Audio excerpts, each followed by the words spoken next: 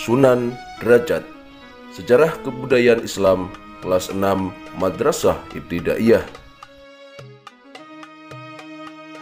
Biografi Sunan Derajat. Sunan Derajat atau Raden Qasim adalah putra bungsu Sunan Ampel dan Nyi Ageng Manila, lahir tahun 1470 Masehi. Ia saudara kandung Raden Mahdum Ibrahim atau Sunan Bonang. Selain bernama Raden Qasim, dia dikenal juga dengan nama Maulana Hashim, Raden Syarifuddin, Pangeran Putrajat, dan Sunan Mayang Madu.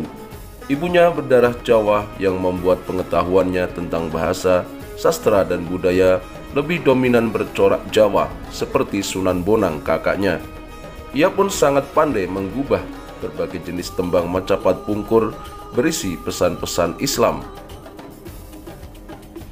Menginjak usia sekolah, ia belajar langsung kepada Sunan Ampel, ayahnya.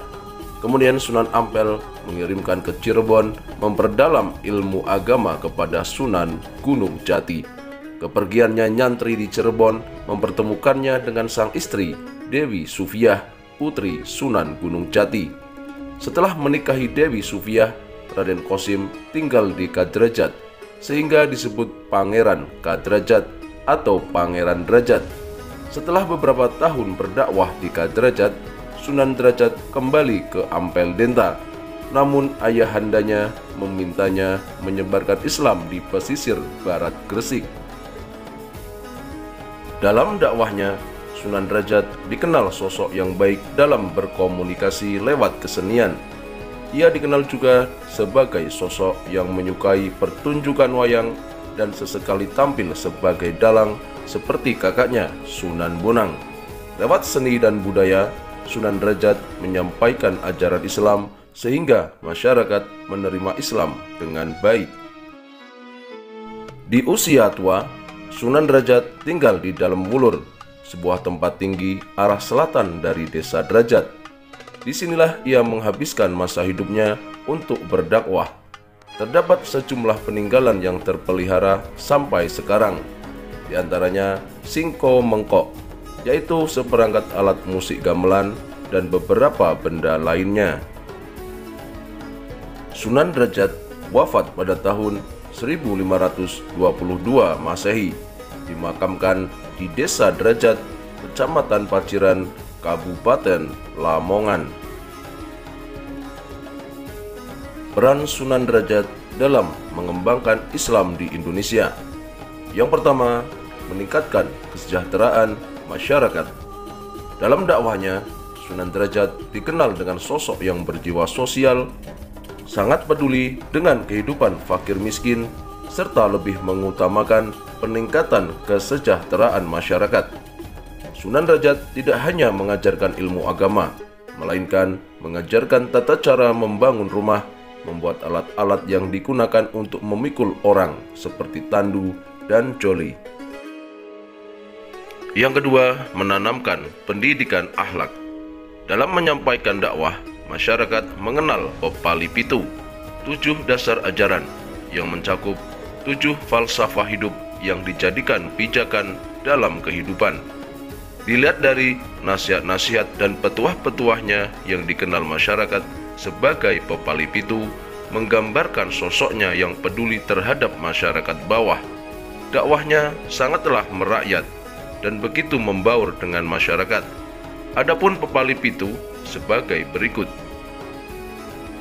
1. Membangun resep tiasing sesama. Kita harus membuat senang hati orang lain. 2.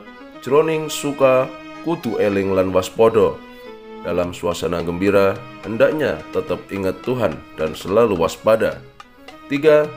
Laksitaning subroto tan nyipto marang pringgo bayaning lampah. Dalam upaya mencapai cita-cita luhur, jangan menghiraukan halangan dan rintangan.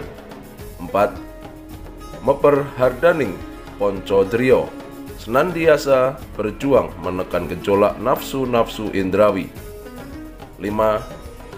Heneng hening henung, dalam diam akan mencapai keheningan, dan di dalam hening akan mencapai jalan kebebasan mulia. 6. mulya kuno ponco waktu. Pencapaian kemuliaan lahir batin dicapai dengan menjalani sholat 5 waktu. 7. Menehono teken marang wong kang wuto.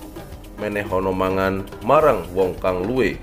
Menehono busono marang wong kang wudo. Menehono pangiyup marang wong kang budanan.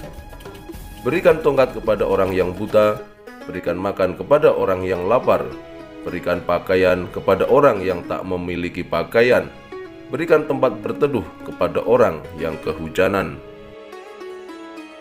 Ajaran-ajaran agama Islam disampaikan dengan kalimat-kalimat sederhana dan dipahami dan dijalani masyarakat. Kedekatannya dengan masyarakat didukung oleh kemampuannya dalam menyampaikan dakwah lewat kesenian wayang. Ia juga dikenal mengubah sejumlah tembang dalam menyampaikan falsafah kehidupan kepada masyarakat. Sesekali ia tampil sebagai dalang dan menyisipkan dakwah untuk menyebarkan agama Islam lewat pertunjukan tersebut. Sikap positif dalam pribadi Sunan Derajat. Yang pertama, merakyat dan peduli fakir miskin. Sebelum menyampaikan dakwah, Sunan Derajat mengawali dakwahnya dengan memberikan perhatian terhadap kesejahteraan dan kondisi masyarakat. Fakir miskin menjadi perhatiannya saat berdakwah. Setelah kesejahteraan dapat dirasakan, barulah Sunan Derajat memberikan pemahaman tentang ajaran Islam yang menekankan etos kerja keras, solidaritas, sosial, dan gotong royong. Sunan Derajat sosok yang dekat dengan masyarakat, bukan saja karena cara dakwahnya yang sederhana dan berorientasi kepada kesejahteraan, melainkan karena kemampuan komunikasinya lewat kesenian. Yang kedua, seniman yang mendidik. Bagi Wali Songo, seni dijadikan media dakwah untuk menyampaikan ajaran Islam. Ia mampu menggubah sejumlah tembang dan tampil sebagai dalang dalam pertunjukan wayang.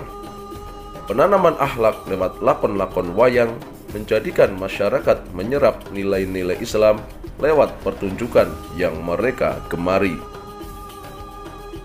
Yang ketiga, berdakwah dengan arif dan bijaksana.